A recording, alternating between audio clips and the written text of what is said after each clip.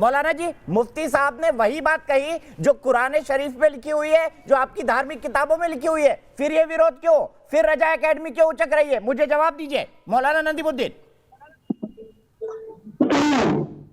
देखिए, मुफ्ती वजाहत ने क्या कहा वो अलग बात है। वो अलग बात क्यों भाई? वो कोट कर रहे हैं, वो कुरान की आयतों को कोट कर रहे हैं साहब, उनकी बात अलग कहां से हो गई? आपकी बात सही, मुफ्ती साहब की बात गलत, ये कौन सा तर्क हुआ?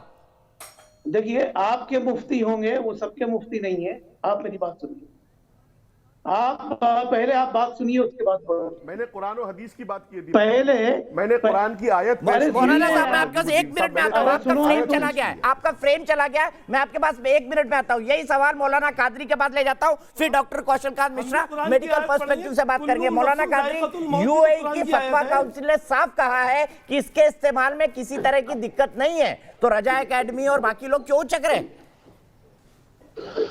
देखिए साहब, मैं बड़ी ही जिम्मेदारी के साथ ये बात कह सकता हूं कि अभी जो कुरान की आयत का जिक्र किया गया है वो बिल्कुल ही सही है।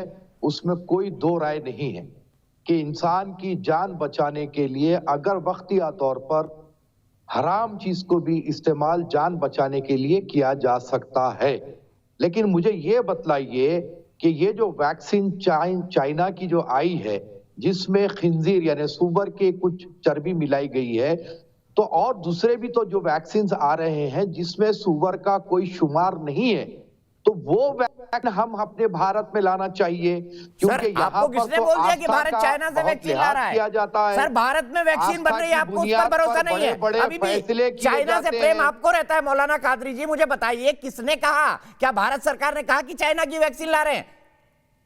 सूत न कपास जुलाओ में लट्ठा लट्ठा, ना वैक्सीन आई है, ना इमरजेंसी की इजाजत मिली है, इमरजेंसी इस्तेमाल की इजाजत मिली है, आप लोग चिल्लाने लग गए मजहब खतरे में है। तो पूरी चाइना में मिलती हुई है, हम चाइनीज नहीं है।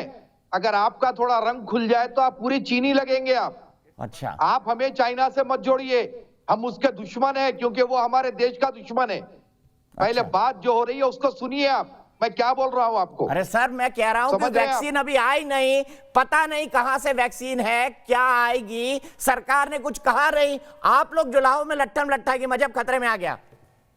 मैं वही तो कह रहा हूं ना कि वैक्सीन आने दीजिए, उसकी हम जो है कंटेंट्स पढ़ेंगे, सब चीजें देखेंगे, उसके बाद हिंदुस्तान के लोग फैसला करेंगे। आपके साइंटिस्ट है जो उसमें पता लगाएंगे वैक्सीन में क्या क्या है। इमारात के उलमा को हम नहीं मानते, कतई नहीं मानते। हम हिंदुस्तान में रह रहे हैं, हम हिंदुस्तान के उलमा को मानेंगे। मतलब यूएई का मुसलमान नहीं है। डॉक्टर कौशल मिश्रा, ये गैर